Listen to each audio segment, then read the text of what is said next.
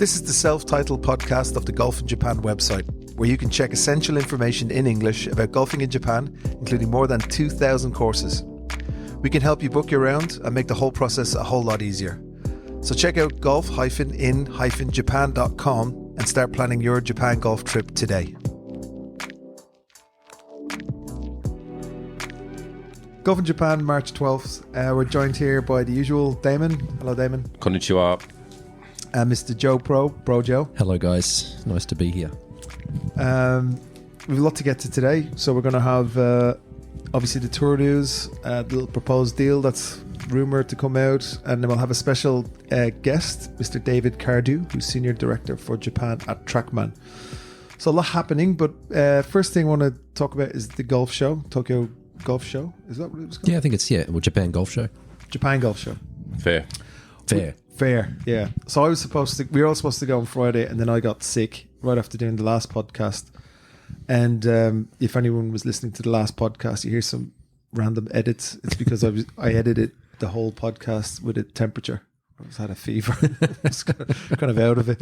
Anyway, the Tokyo the Japan Golf Fair. Let's talk about that. So, Damon, you went on Friday. How was it Friday?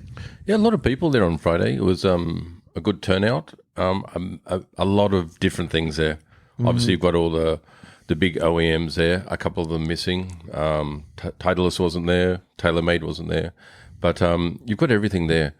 Head covers, ball manufacturers, club manufacturers, bag manufacturers, gadgets, the lot. Yeah. I went on Sunday after I kind of recuperated, and I thought it was good. I mean, you'd need really Joe to be there to tell you what's trending on the clubs. But what I did notice, all the big Japanese makers, Yonex, Bridgestone, a lot of carbon on their drivers. You see a lot of carbon. Oh, yeah. Yeah, and, they had, like, kind of blown apart so you could see all the composite materials and stuff, and very lightweight. And then there was even for lady sets, everyone had blades or blade-looking arms. Really? Yeah. I did a little Instagram reel, and I just threw a few pictures that I took, and a lot of blades. I was surprised at that. Yeah. Well, maybe they're not real blades. They're just looking cavity a little bit. But that's what it seemed to be from my side. And then, of course, you had the Majesty clubs? They were amazing. The printed in gold. bling. Worth the price of admission. So what was it? One set was 2.2 million yen. And that is in US dollars. About 14,000. Yeah, it's a lot of money, isn't it? Yeah. So what is that lacquer? The Japanese lacquer. So they make it very ornamental, and it's used for. It's like Japanese antique-ish kind of thing. What do you call that? It's like it's the sap of a tree, and then they manipulate it to make bowls and stuff. But someone's making drivers with it, and then they're putting on the face there. It's gold plated, like 24-karat gold plated face, like Honma used to be. Honma back in the day used to have clubs worth hundreds of thousands of dollars that you would give the shut show of a certain company. It's kind of like that, like gold leafing, gold, and then they had like this ruby insert and all this kind of stuff. Oh, Damon's just showing me a couple of pictures on his phone here. Look at that, bling bling, bling bling. God, I saw something cool there though. Golf bags with LED lights in it. That's cool. Yeah, so on the side of the bag or on the top of the bag. On the top of the bag, you can have your name flashing in LED, or on the side of the bag, pictures and all types of things. Yeah, I think the guys, the Majestics, I think it's Westwood, Stenson, a couple of the others have got golf bags with that on it. So on the belly of the bag, it's like a TV screen. Oh, no, this is cool. Yeah, exactly. So that's what the guys have got, and it just comes up different. I mean, Majestics comes up, and some of the things come up on their bags. So I think that's quite cool. Bit different. A little bit different. Not sure if I'd it's not my thing, but it's not very practical, is it? No, it's not. I mean, if it gets rain, that's it. Your bags out, you start going on fire. Yeah. It's kind of cool, though. I suppose if you were, if you can on your phone, I'm sure there's an app that controls it. You can write messages to your friends on the other side of the fairway, or something like that. Yeah, but like pictures of teddy bears and all sorts of stuff. There's still lots of cute girls standing out the front of the stands. Yep. Selling you, trying to spruik you, get you in to have a look and all that sort of thing.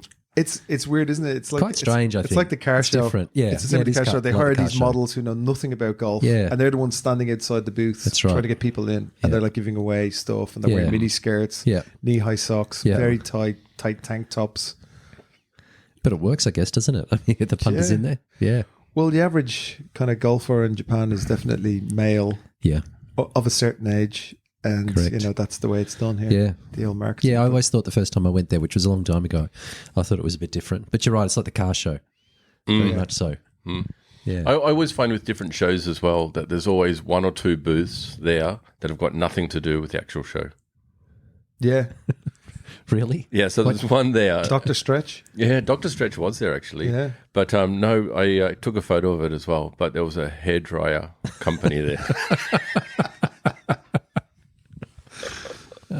Again, given the company. demographic, I mean, there's very little hair going on. It probably is.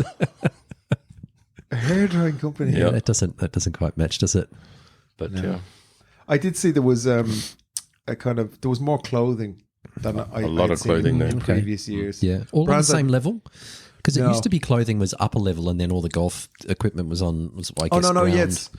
it's sorry. I mean, it's all on the same floor. Same floor. And there was one that was kind of like a bargain basement. You could kind of go in and rummage loads of different brands. But then they Oh, had you can buy there. You can Like a actually buy shop. this stuff. Oh, okay. like a shop, and then only one shop there was selling that type Right. of stuff. Otherwise, everything just there for display. Yeah. just little booths and Yep.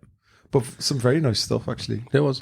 I kind of feel like all the apparel companies there were more just unknown brands or yeah. really, really high end type of Really brands. high end, yeah. Yeah. Yeah. But yeah. Now, you guys made a purchase. Do you want to talk about the purchase that the two of you made at the golf show? There's a funny story around that. What, the hairdryer? The printing Well, machine. you wouldn't need it. Technically, Damon bought it. It was Okay. Ted Damon made the executive decision. Yeah. No, we bought a ball printing machine. Yeah. So on display there from a company from across the pond in China. Yeah, really good, really impressive how it prints out. UV ink, balls get printed within literally seconds. I mean, literally, you were telling me earlier on that you just took a screenshot of the logo on the website, and they're actually able to download that, put it on the golf ball. And Damon's just shown me about an hour ago or half an hour ago. The quality's off the charts, isn't it? Yeah, it's pretty amazing. It's cool. Yeah. Yeah, so I think we're going to. So usually people they need balls and so on with the rental clubs that we send them. So Yep. we're going to give them nice branded balls now. That's great. Yeah, yeah. like Golf in Japan, Yeah. Memento. That's a good logo too. Looks good. Good colouring. So Yeah. look out for that. All right, cool. All right, well then, so that was it for anything from the Japan Golf Fair. No, I suppose the other thing we didn't mention, there was also a lot of simulator companies there. Obviously, Was, yeah. Dave will be here later on. Trackman was present there. But all the other big golf manufacturers were there and a lot of unknowns as well. But yeah, no, good to see. Yeah, I think so. I don't think it's too expensive for people to have a booth or like a small shelf even. Yeah. So there's a lot of people getting involved, startups and that kind of thing, which is good to see. So if you have, that's why it's so enjoyable to go around for an hour or two. Yeah. If you have time, just to check out all the small little businesses. It's so cool. Yeah. Loads of training aids.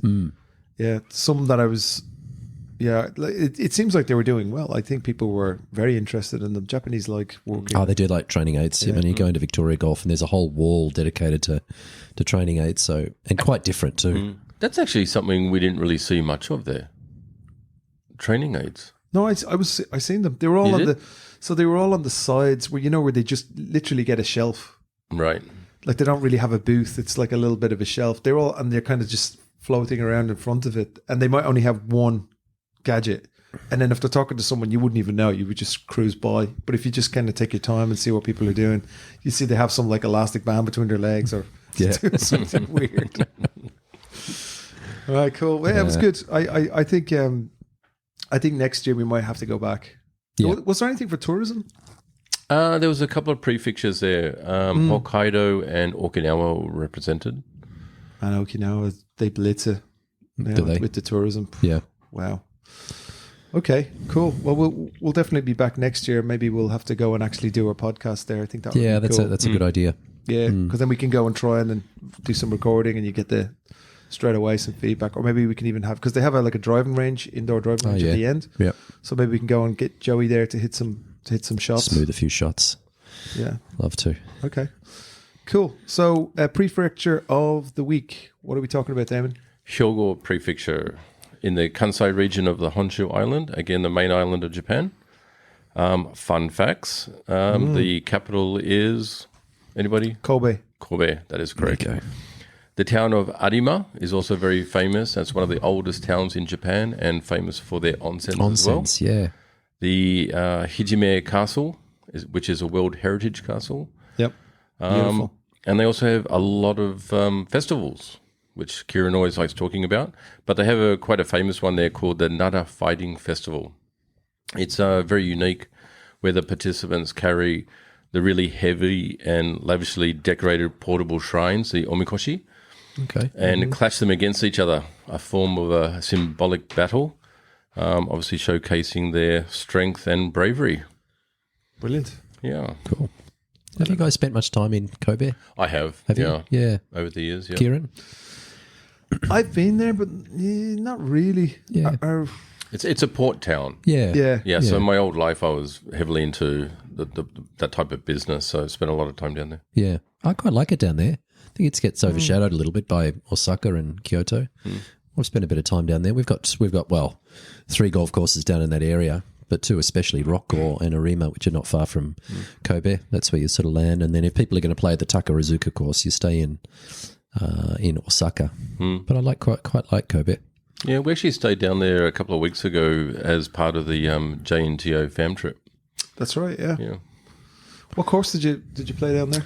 The Rokko Kokusai and the Arima Royal. Oh, yeah. that's a very prestigious course. Very much. Cool. Yeah, I was there. Actually, the first time I visited Japan, I went there on a holiday, and my opinion of it then is still the feeling I got was that it's like people commute to Osaka from there, so it's like a little satellite town. So they have their area next to the port, which is kind of bustling, loads of restaurants and all that kind of stuff, and then everything else is residential. Do you feel like that? Yeah. It's kind of like a place where it's cheaper to live than Kyoto or Osaka, and you can commute really easily. Yeah.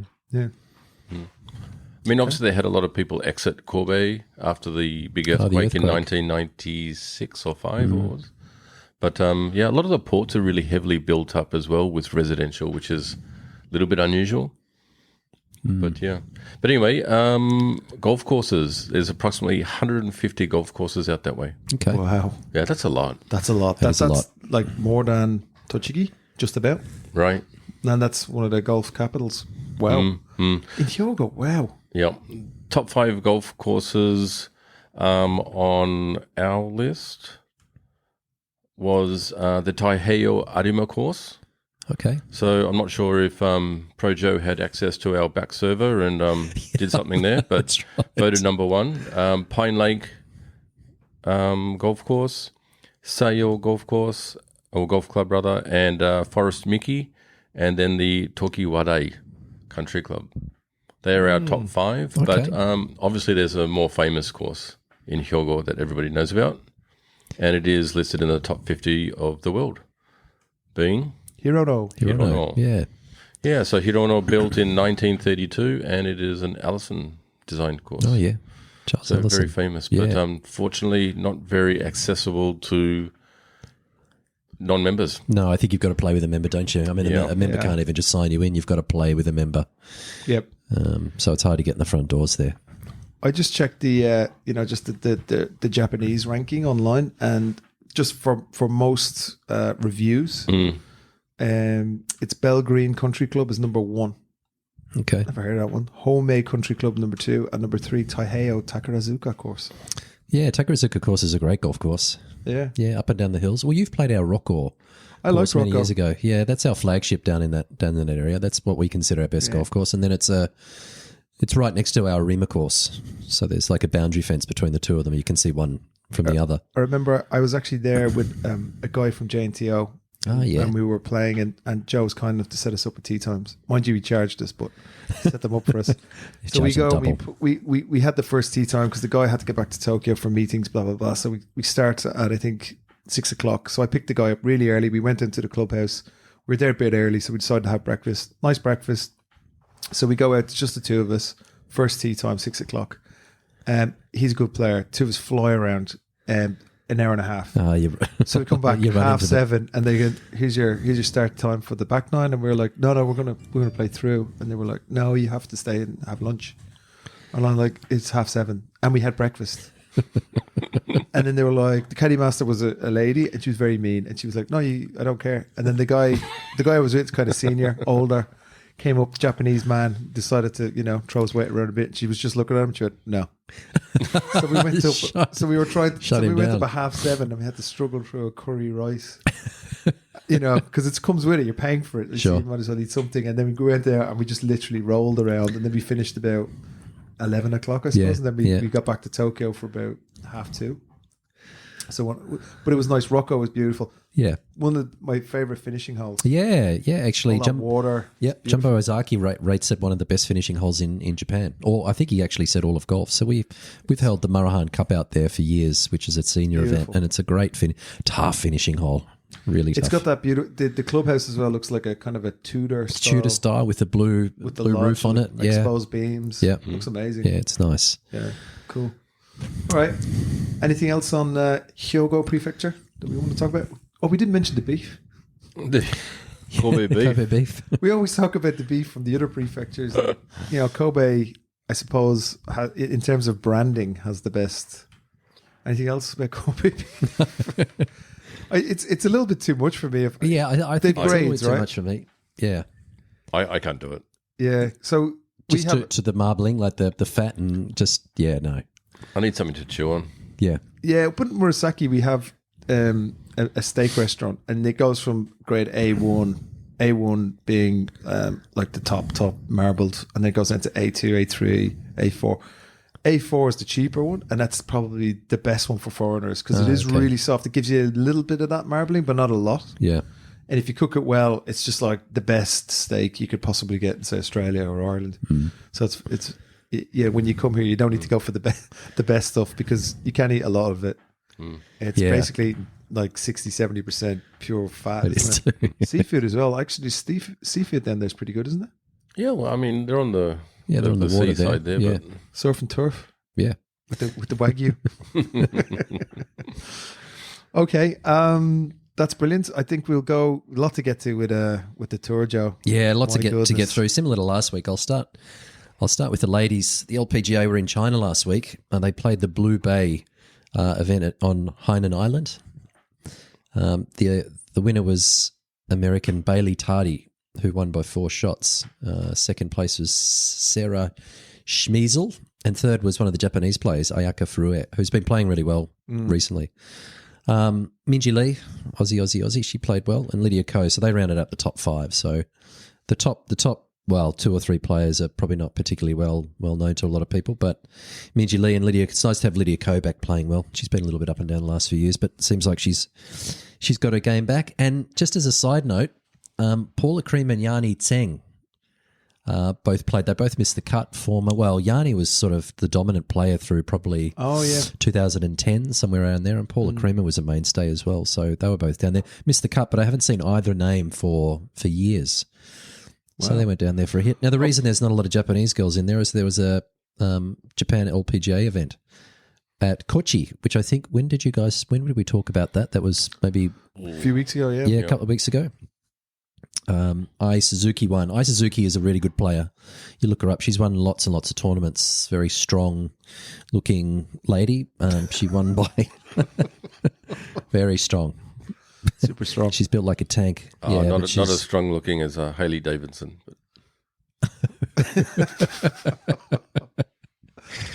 So she won by 6 shots. It was the Meiji Yasuda Ladies Yokohama Tire Golf Event.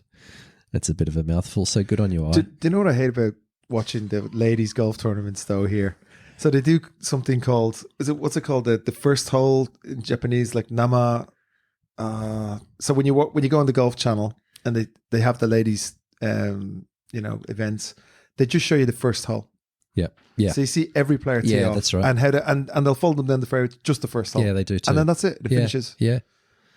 Nama something hole. I'm not sure. The first hole. That's true. They do that, and then you're you like, kind of see okay, some well, replays later on down the stretch. But otherwise, it is just every player teeing off on the first. hole. Yeah, and I from think that's 7 great. in the morning. I mean, it and- must be cheap for them to Yeah, it must production be. wise, right? Because you only need 3 cameramen. That's right. At least you get to see every player.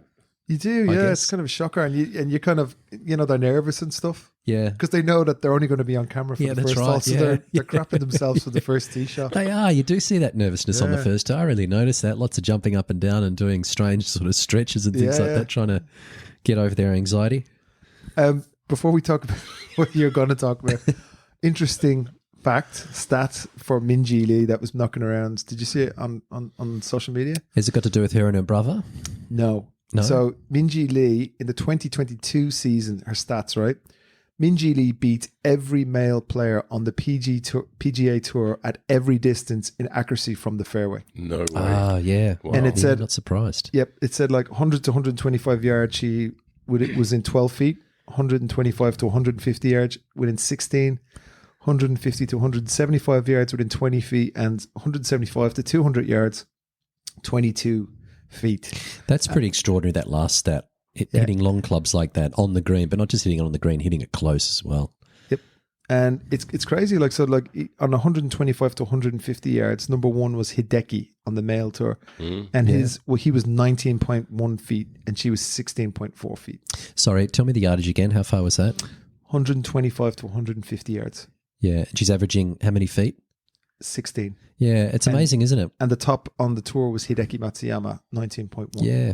It's funny, isn't it, when you play with just the regular players and they hit a 7-iron and they hit it on the edge of the green and they're disappointed. And I look at people and I say, you actually know that's almost world class. That's what some of the best players in the world are doing. They think they knock the flag out half the time, but they don't.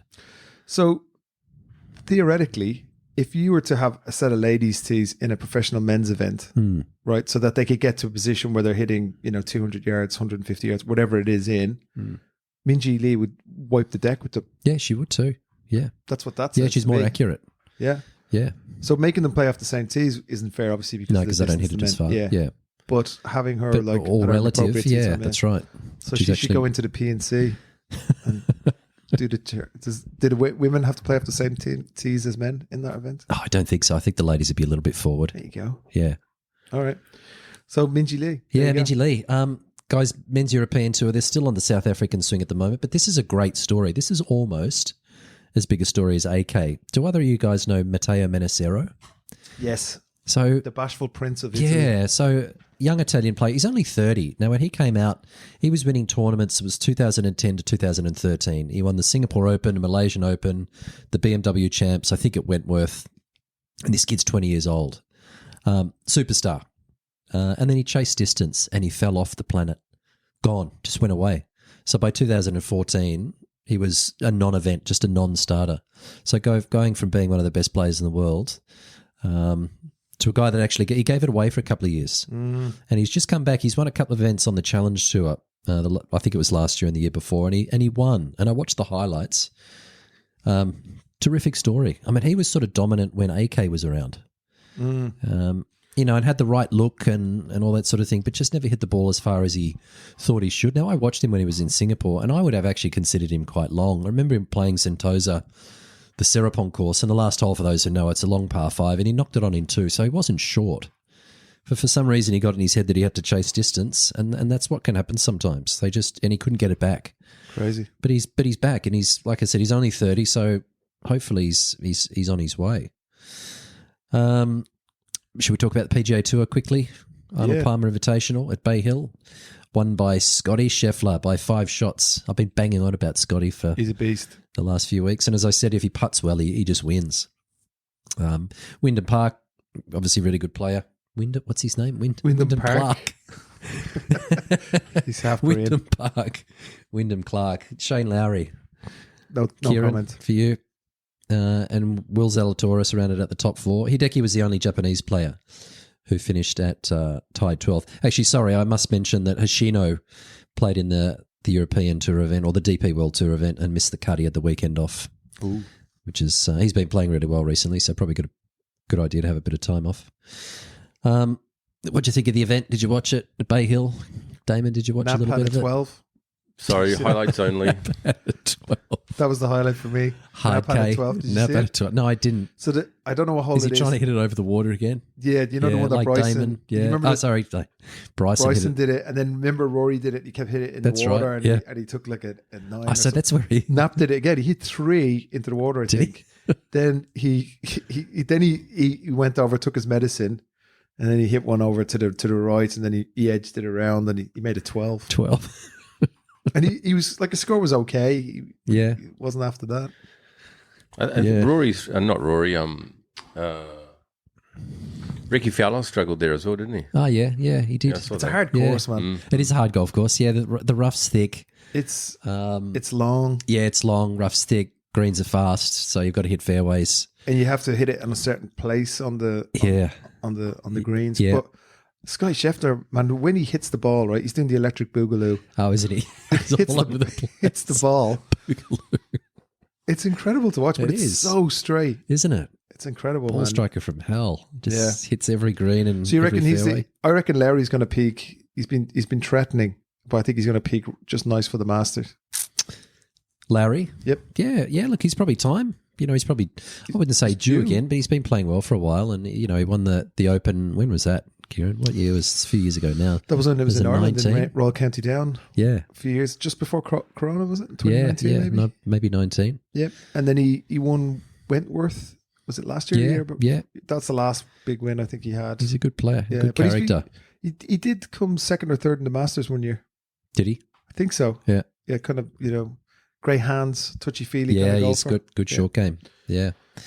And then, guys, the last tournament, which was I watched a lot of. I followed it. I just followed it on YouTube. Live at Hong Kong Golf Club at Fanling, where Abraham Ansah won in a pretty ordinary playoff. Actually, he probably should have won the tournament. He was 5 ahead going into the back 9, and sort of threw up on himself towards the end and got into the playoff with Paul Casey and Cam Smith, and he ended up birdieing the playoff hole, and the other two sort of made a bit of a mess of the last hole, hitting long irons or whatever off the tee and so they both made bogey, I think, in the end.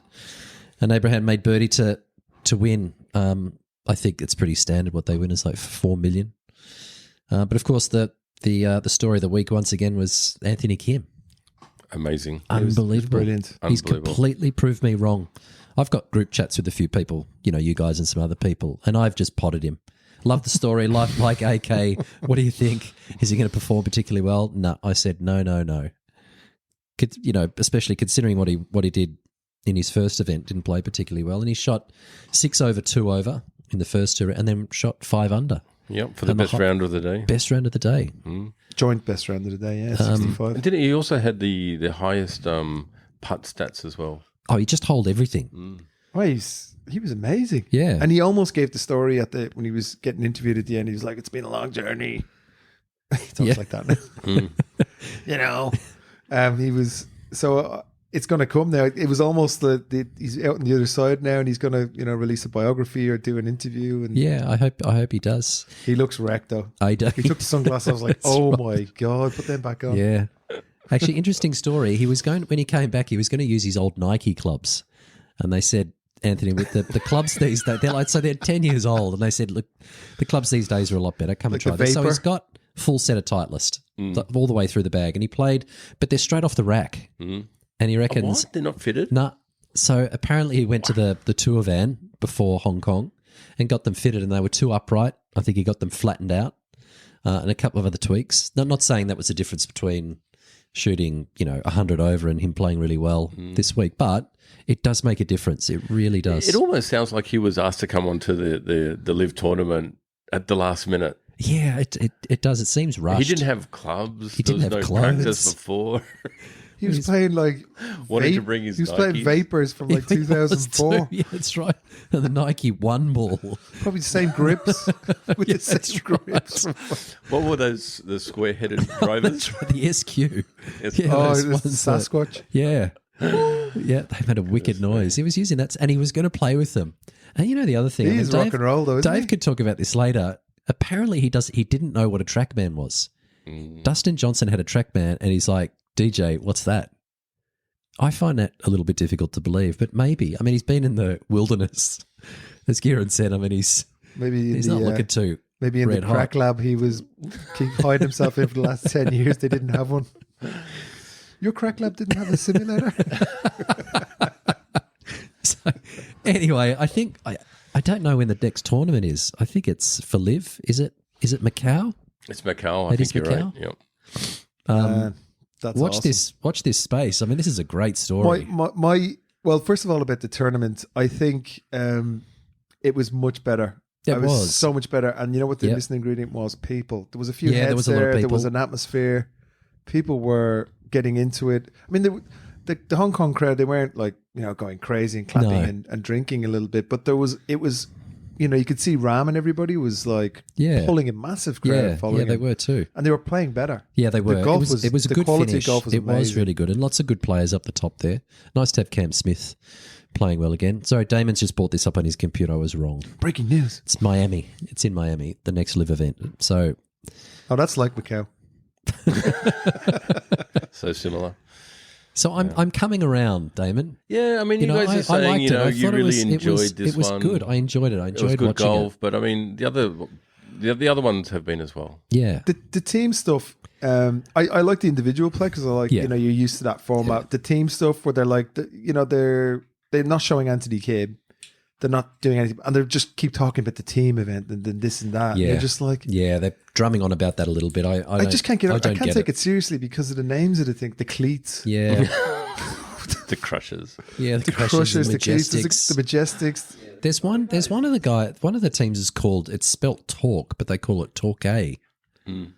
Yeah. I don't get Torquay. that. Torquay. And Legion, whatever. Yeah, Legion. Yeah, that's John Rahm's team. Actually, it'd be interesting if they did it because if they're copying Formula One, then why not have tailor-made Titleist, Ping, true. Yeah. Get one of those guys and get all the, because they're all, I suppose they're all on different things, but you could probably put them all on. Yeah, you could too. Just throw cash at it. Yeah. It'll be fine. Yeah. Oh, it really is a gravy train. I don't think they're particularly concerned about the team event. They're trying to win by cares? themselves, and it's just an added bonus with the teams, and they've got to look interested. But I think Paul Casey holed a bunker shot at his last hole. to What a actually- recovery from Paul Casey. Almost came from nowhere. Do you Yeah. see how long he's hitting it? Ah, yeah. Wow. Yeah. Incredible. He's- It's like yeah. over 300 yards every time. Yeah. And he's not young. No, and he's not. And he's not big. No, there's him and Westwood and Stenson. This sort of Yeah. same sort of era, those players. But He is a great player, though. yeah, He always was. Yeah, good player. A little bit disappointing to see Phil so far Yeah, down. like I don't know I what's mean, what happening did he with finish Phil. like +8? I mean, Yeah, I just even don't- AK beat it- him. So Like care factor. I just don't know if it's there. Yeah, he doesn't care, does he? No. Yeah. I think he cares when he comes back and plays in the majors. I think it just goes up a level, but he's just making up the numbers. Yeah, at the moment. he had good performance last year. Ooh, change the subject. Hmm. Did you guys? Did you want to talk about the news before I go on to something else? Oh, yeah, Damon had I was just going to mention about the full swing. Oh, just a couple of little things that had come out. Tiger not going to be playing in at the players. That's He unusual. previously said he's going to play one major or one big event every month. So Yeah. obviously not going to be in that. And Steve Stricker coming out and saying, some of the live players are wanting to get back onto the PGA Tour. So, and that obviously there's a pretty good chance that the two tours going to come together. And before that happens, they want to start to make the move.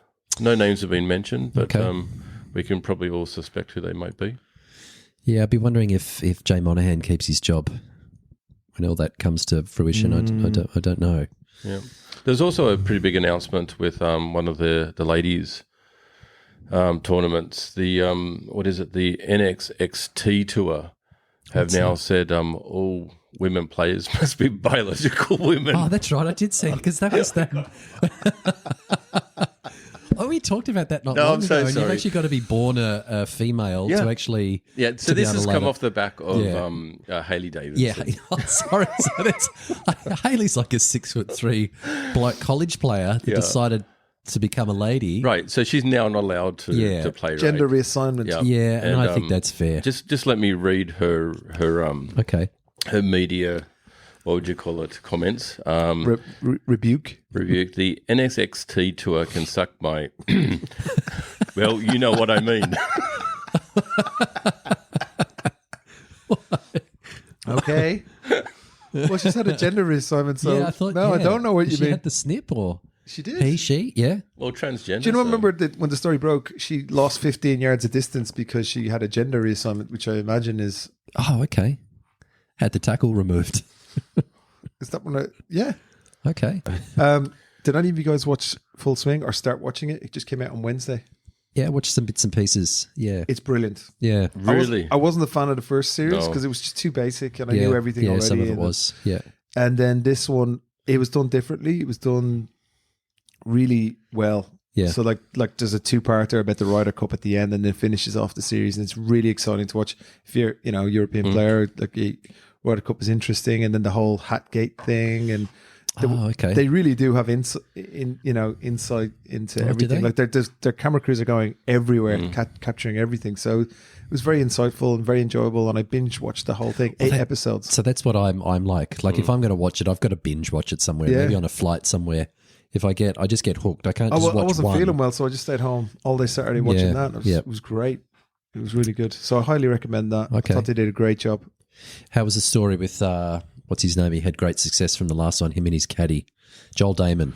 He starts it off, doesn't he? So he kind of falls off the planet. So obviously he's had his baby. Success has really, everybody knows him and his caddy. Yeah, And he can't get a cut. He's just really, his game falls off a cliff. And then I don't know, some weird bit in it where they're having a beer in the plane, they start crying, and he says, I'm going to do better. But I actually seen an interview with him recently, and he started playing better now this year, but in the series, it's from last year, he's actually just playing rubbish. Yeah. So it's just him struggling to, deal with, he looks like he doesn't care. He looks like Phil Mickelson on Live. Just like doesn't care. He was probably happier before. Yeah, before he got famous, anonymity, because he was, nobody knew who he was. Yeah, him and his caddy. Now his caddy's giving autographs and things like that, which I think is a Gino. little bit bit weird.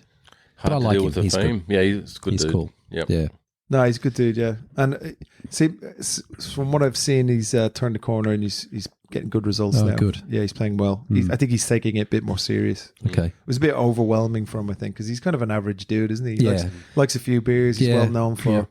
having a few beers around Scottsdale. So We had those a couple of White Claws after 9. Was it Yeah. after 18? That's right. Yeah. The US Open pre-Q and made it, and then came that was top 10. That was the best thing about the first series.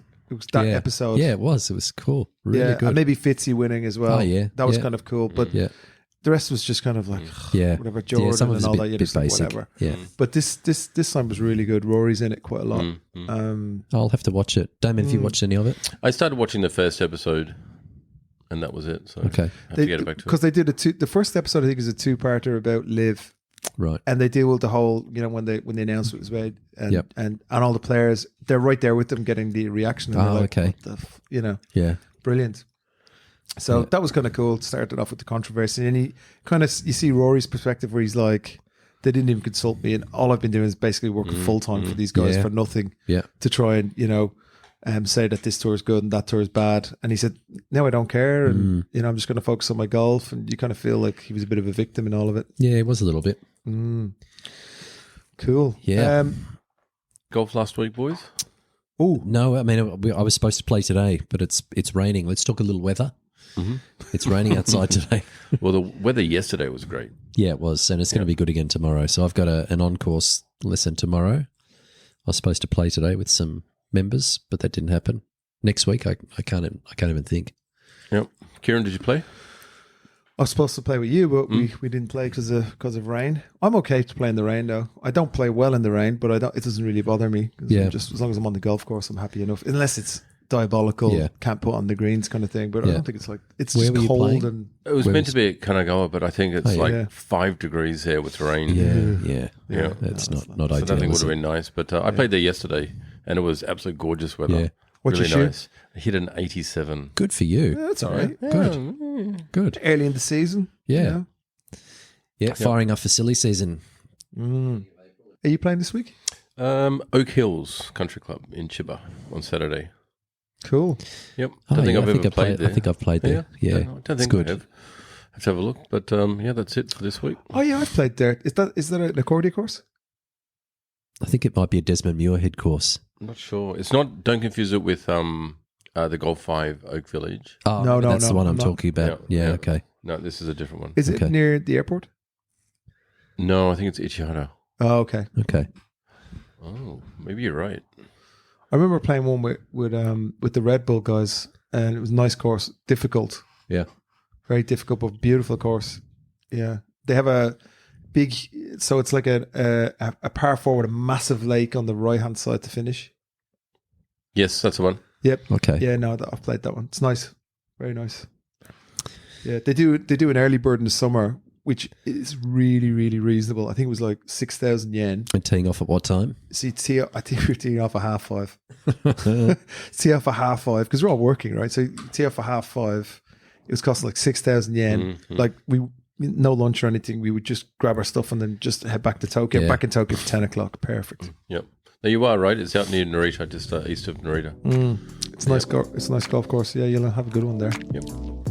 Sounds good. Great. Okay, lads. Well, we'll shortly be joined by David Cardew. But before that, I'll say goodbye to you guys, and we'll see you when David arrives. Sayonara. Thank you See very you much. guys. Thanks. Okay, so today we're joined by, I think, our first official guest onto the podcast, and we'd like to welcome Director for Japan of Trackman. Are you Director of Japan? Yeah, head of the sales team, I would say. Okay. Mr. David Cardew. Nice to meet you. Hi, thanks Yeah. for being here. Yes. Dave, we're absolutely thrilled to have you swing by our podcast today as our special guest. Thanks for having me. Now that we've also all been fitted with the brand new Titleist SM10 wedges, and at which stage we use the Trackman to do that. We did. So we're really feeling like pros on the green now, and we can play a better game. It's good to hear. Yeah. But I have to ask, in the spirit of fun and fairway dreams, so to speak, is Trackman thinking of sponsoring and chipping into our podcast? He nodded. I did nod. I don't exactly know where we can sponsor, but let's see. No, welcome. It's great to have you here. Thank you. Yeah, so do you want to start and give us a bit of a background of yourself? Sure. So as I said, thank you for having me. I'm really honored to be here as your first official guest. Yep. I just heard. So my name's David. I am 33 years old. I was born in Germany, but my parents are English. And I have been in the golf industry my entire life. One thing you probably don't know is that I was a member at a golf course when I was 3 hours old. So my dad my dad went from being in the hospital to straight to the golf course and signed me up to Ingolstadt Golf Club, which is where Audi is made. Okay. You drive an Audi, you know. Yeah. So that's where I had my first membership, and grew up there. Played golf in Germany for my entire life. Turned pro when I was 19, I think. Yeah. Played a bit on tour. Realized I wasn't nearly as good as anybody else there. Then, Which tour? Played back then EPD. Wow. Played a little bit there.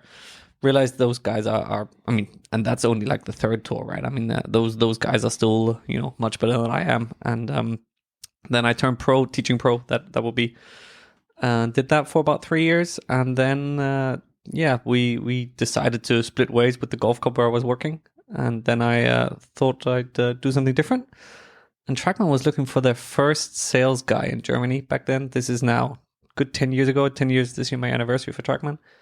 And a pretty small company back then, looking at times where we had Trackman 3 was just introduced. We now have, of course, Trackman 4. And it was a lot simpler back then, not only the technology, but also the data. I mean, nobody really knew anything about it. Like, what was club path? What was, a good club speed on tour? Some of us still not know anything. Yeah, I guess so. But I mean, even spin, right? I mean, all those kind of things. Nobody knew how to set up a Trackman. And tour pros and teaching pros being our first customers back then. So it was relatively easy for me to tell teaching pros how to use a Trackman and easy for me to sell it as well. So that's what I did for a couple of years. And then, Trackman became more successful, and we kind of grew the business in Germany and then expanded the pie a little bit more. And then after 9 years of doing that, and, Trackman being quite successful between now and then, they asked me about a year ago to come to Japan. So now I live in Japan, brought my family, brought my 8-month-old baby, brought my wife, And Did you enroll him in the golf course yet? Has he got a membership? You know what? I was speaking to somebody at Hyogo, funny enough, and that was just before our son was born. And they said, you got to beat your record, and he's got to be a member at 2 months old. I actually never even thought that was possible. Yeah. Yeah. So literally, you were a member at a golf club when you were 3 hours old. Yeah. But that's because like your father had some sort of family membership where he just had to register you. I guess so. He's not paying for a membership. No, I don't think. because- I mean, in Germany, often you don't actually have to pay for your kids if your parents are a member. Yeah, Right. exactly. So Yeah. I'm guessing that's how it was. I've never really asked him, but Yeah. I'm guessing that's how it was. And just for some of our listeners that aren't European, in Germany to play golf, you actually have to have like a golf license. Yeah. Even if you're not a pro, just a normal Joe bloke. Like a driver's license. That's it. Yeah, Yep. you have to do your Platzreife, they call it. You have to, practice a little and do your test with the pro. I think years ago you did that in England as well, but then eventually they dropped off, and then you're allowed to play golf. And then if you want to play golf at any golf course, the first question they ask you is where are you a member? And if you don't have a member's card, then you might be denied to play. So Wow. it's yeah, Wow. In Ireland, you just have to be able to drink 5 pints of Guinness. and everybody can do that, right? Of course, from 3 weeks. Australia, you just need to be able to talk to the kangaroos. That's right. Interesting fact. Interesting fact. Why is a Joey called a Joey? Nobody knows. All right. So now that you're in Japan, first impressions. Japan has treated me very well. I've been here now since about a year. I've realized the golf market is amazingly huge. There's a lot of golf in Japan. 8 million golfers. Yeah, both on course and off course, right? I mean, the golf number of golf courses is huge, but also the number of driving ranges is huge. The number of indoor centers is huge. Yep. The golf retail and club business, accessory business is huge. So there's a lot of places where our products fit in quite well. Yep. And so that's that. Business wise, it's great. Then the Japanese people are amazingly friendly, right? They welcome you in. They are a little bit distant, if you will. Like they don't welcome you in quite to their inner circle. They are a little bit distant to be more Japanesey, if that's even a word. But overall, I've had an amazing experience. And then the international segment is relatively small, I would say. People know each other. The expat-ish community of international people, especially in golf, seems to be bumping into the same kind of people everywhere I go, and people know each other. So it's nice to finally meet a couple of like-minded people and be in that segment with you guys. Awesome. That's cool. I want to ask you a little bit about Trackman because I actually met you yesterday, bumped into you in the Japan Golf Fair, and there was lots of simulators, small training aids, digital stuff for your phone, Garmin, all the other guys were there. You guys seem like you're a bit more of a premium product. So who is it for and what does it do? Yeah, good question. So we have been around for quite a while, and I would say Trackman is still what we would consider the benchmark to most of these. If you're developing your newest product and you're thinking of launching next year, your slogan will be compares like the to Trackman, right? I mean, that's what most people do and compare themselves by, which is quite honorable for us. And it's years of hard work. Basically, our baseline has always been the quality of our data, right? I mean, that's what we're known for. That's what kind of also stops us from growing really quick, because most of our customers think Trackman is only for the better players. And that's due to our legacy, of course. Trackman not being, mainly seen on tour and teaching pros, those kind of players, but not the amateur people. And Trackman is a Danish company. I don't know if you knew. Most people think it's actually American, but it's a Danish company. And we consider ourselves a tech company. Tech company first, and then we do sports technology. Sports technology because we also do other sports. We do baseball, actually quite big in Japan as well on baseball. We do American football. We do, I call it football. You call it soccer, I guess. So football. Then we do tennis a little bit, and then we're working on a few other sports at the same time as well. So we do many things. Golf is, of course, 85% of our business, which is of course quite important. And then in golf, we seem to have catered to a lot of different segments at the same time. So our historical legacy segment, Teaching Pro and Tour Pro, for sure, that's where we want to be continued as the premium product for everybody. But at the same time, we cater to the indoor centers, business owners that want to own and run a indoor simulator. So we, not only sell the solution, but also provide business tools, business insights, booking systems, payment solutions. You guys could do all of that? Yeah. Wow. We actually have a partnership with a company called Hyogo Booking, which you maybe know from the UK. They're pretty big over there. And so we do all of that. Then we provide the business tools and the analysis tools of how is the center running and what features are your customers using, and added payment options for burgers, fries, chips, those kind of things. So we do all of that.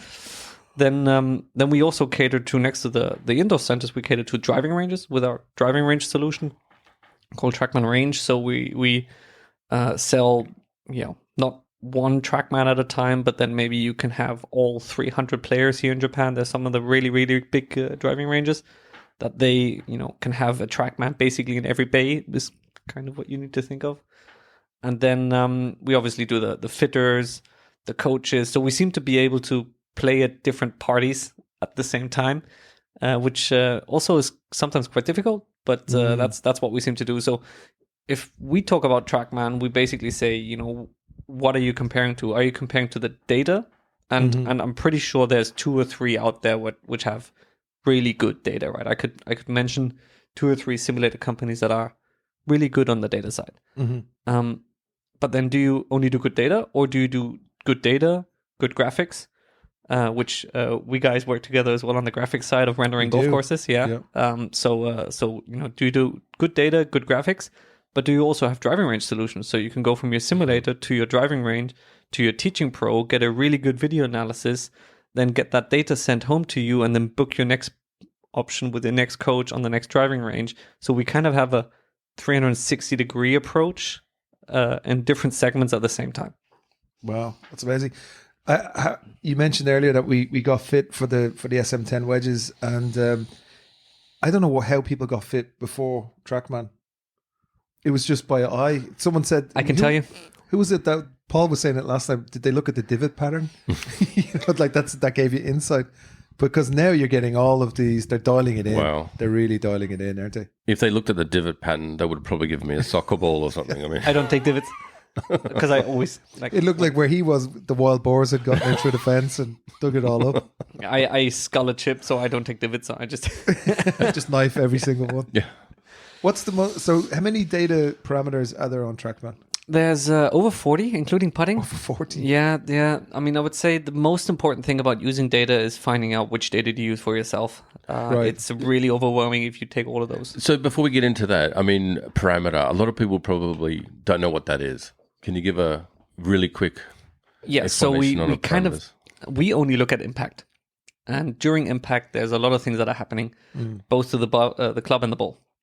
So just to give you some ideas on, for example, the ball, we would look at, of course, which speed is the ball launching at, which spin does the ball have at launch, so the revolutions per minute that the ball is taking. Often you'll see, for example, wedges have higher spins than 6 irons. Drivers has usually the lowest kind of spin.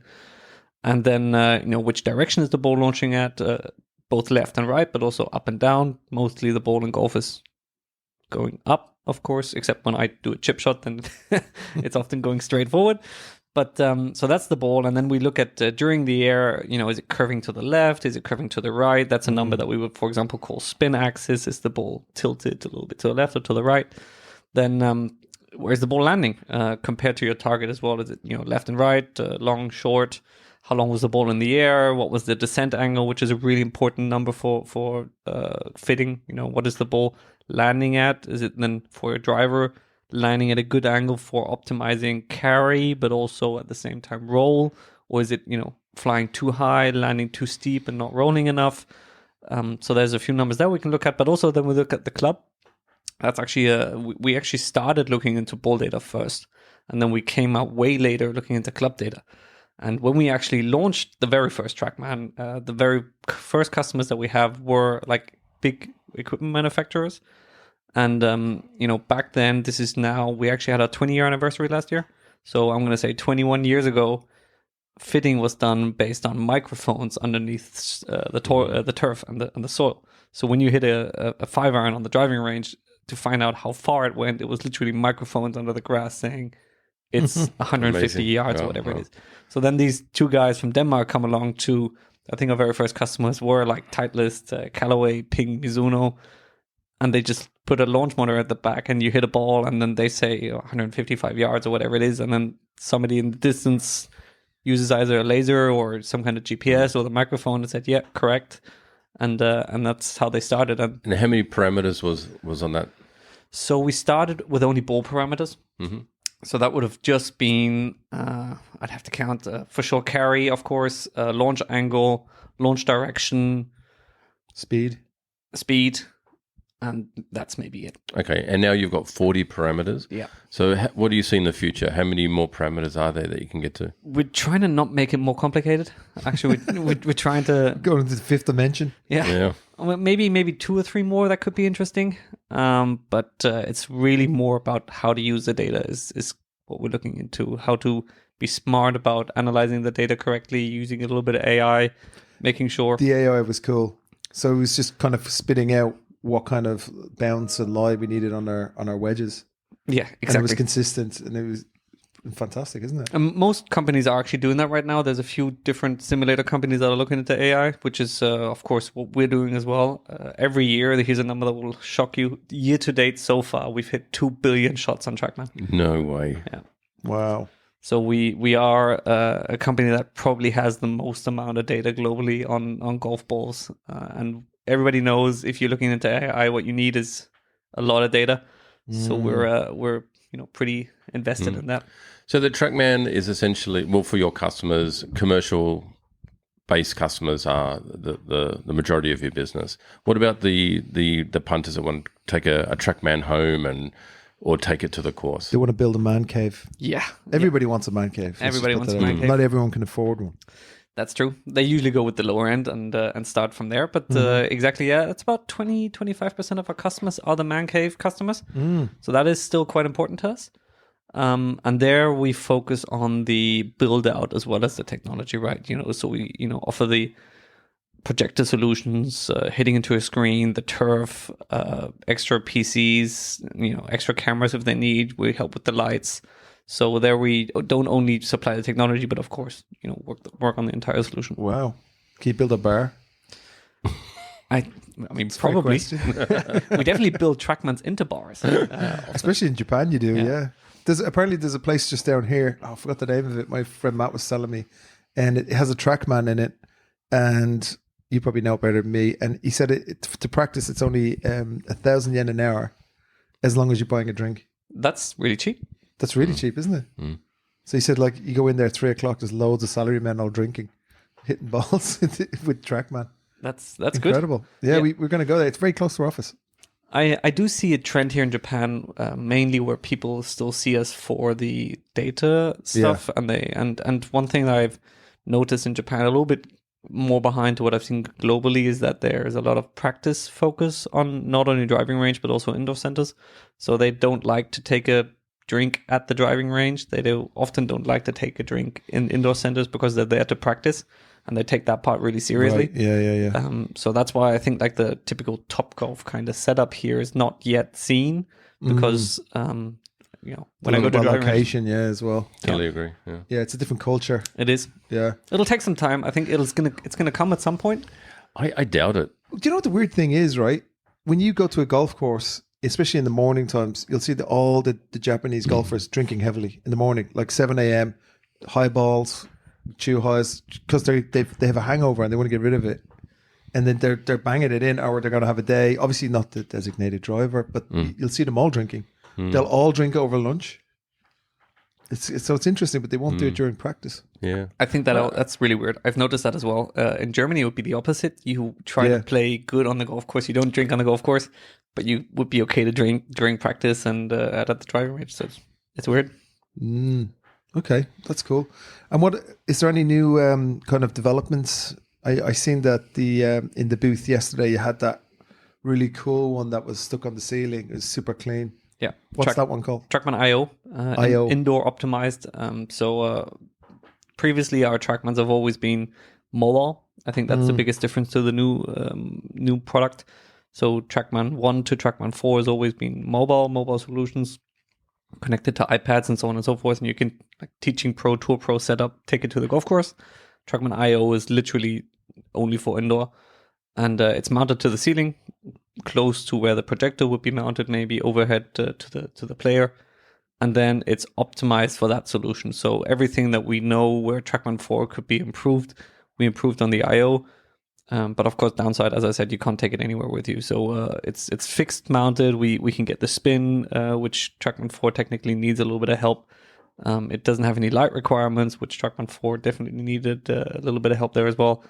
The tracking is faster. So when you hit the ball, something that you want to get indoors, you want to get immediate ball flight because it feels like you're waiting for the ball to fly. So it has that faster ball flight and a little bit more accuracy indoor. So it's really targeted towards optimizing everything around indoor. And since Japan is mainly indoor golf for us, so we do a lot of our business indoors. And here, I think that product is actually going to be quite well. And what are we talking about dollar-wise?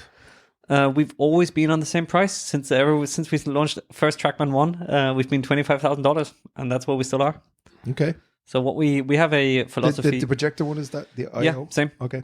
We do have the same model with a slightly less intense license with a few less features, which we would call Trackman IO Home, which is for the punter. It has a few less golf courses in the software. It has a few less features in the software, which is then a little bit cheaper. Yep. But that's been the price so far, and we've always had the philosophy of improving the hardware throughout the years. So the very first Trackman 4 that came out, that's a good example, was relatively, I wouldn't say useless, but the features weren't there that you have today. You didn't have the software for playing golf courses. You couldn't do putting. You couldn't get the impact location on the face. So we launch hardware, and then it takes several years to really get the best out of that hardware. So we try to do that, and that's how we can also maintain our prices going forward. Cool. So if you were somebody who wanted to maybe give Trackman a shot, what's the best place? Like, for example, in Japan, I want to go and try it out and see all the parameters myself. Am I better off going for a lesson, for example, so a pro can kind of say, well, this is how you use it, and this is what this means, because it's hard to interpret data, isn't it? I absolutely, that's what I would do. I would go and search for the nearest pro. If you go on our website. Also, if you download the Trackman app, you actually find a locator in the app. So it says, where is the closest Trackman to me? Oh. And then you can see where's a Teaching Pro or driving range that has one. Or bar. Or bar that has one, yeah. And on driving ranges, we're not quite as complex. So on driving ranges, we only have 8 numbers and 8 relatively simple numbers that everybody should be able to understand. And also on the driving range solution, when you press the tile for the number, let's say, for example, carry, then the tile flips and it explains to you what does that number actually mean. Makes it a little bit easier for you to understand. And you also have a showroom, correct? Yeah, we have a showroom here in Tokyo. It's in Koto City. That's where I just came from before I came here. Okay, near the airport. Yeah, we're trying to move a little bit more towards city center. Okay. Probably sometime end of the year, early next year. So cool. Okay, well, I think... what's the name of your what's your URL? I can put the link up on the website anyway, but Trackman.com is probably the easiest. Trackman.com. Yeah. Okay. Well, thanks very much for joining us, David. Do you have any other No, not at all. I mean, it's Trackman been related data questions? No, I'm all dated out, to be honest. But How do you, so I can only accept 10 parameters. Yeah, I suppose. But I was going to say, so ideally before you could play, if there is some, like Eastwood, for example, they have a unit and they have it right before you go out the door to play. So you just go in and you hit some balls, kind of like a range, and then you go out and you play. Just to make sure I don't hit a big slice, what parameters do I need to look at? Face angle is probably the most important. Face angle is probably most important for you to control the curve, I guess. Launch direction and curve. Then I would say face angle and club path. One is basically where is my face pointing, and the other one in which direction am I swinging is generally how you could say it. Those two are the main reasons for where the ball's starting and also where is it curving. So those I would look at first. Perfect. And if you're a right-handed player, of course, you're looking for a draw. then you're looking for maybe a slightly closed faced angle. So that number would be, a few degrees negative to what the club path is. So the club path would be maybe swinging out to the right. Everybody wants to swing from in to out as a right-handed player to hit a draw. And then that face angle would be slightly close to that number. Without being too complicated, that's how I would try to get it. I'll give that a shot. I'm actually playing in Eastwood next month, so I'm going to go. Are you a slicer? Sometimes, yeah. That's my miss if I'm going to miss it, to be honest. Sometimes it can go both ways, but that's the one. We were going to play a round of golf today, weren't we? We were, unfortunately. The weather not so favourable. Yeah. Oh, what? Because anytime I am there and I do have a hit of it, the only number I actually look at is smash factor. That's probably my last number to look at. But it's cool. It's the cool. coolest number. What does that mean? Just how hard you hit the thing? No, it's how efficient you hit the thing. But sweet spot kind of. Yeah, yes, sweet spot. But also, imagine loft being quite important there. So if, for example, if you were to, close the phase on your 5-iron, then you're making the 5-iron to a 4-iron or a 3-iron, and that has a higher smash factor than not doing it. And that's why that number can be manipulated quite well. Okay. And it's one that fluctuates. So ignore the smash factor. I would probably ignore the smash factor, yeah. Okay. All right, David. Thank you very much for joining us. Of course. Really appreciate it. Thanks, David. We'll see you on the course soon. See you on the course. Go Trackman.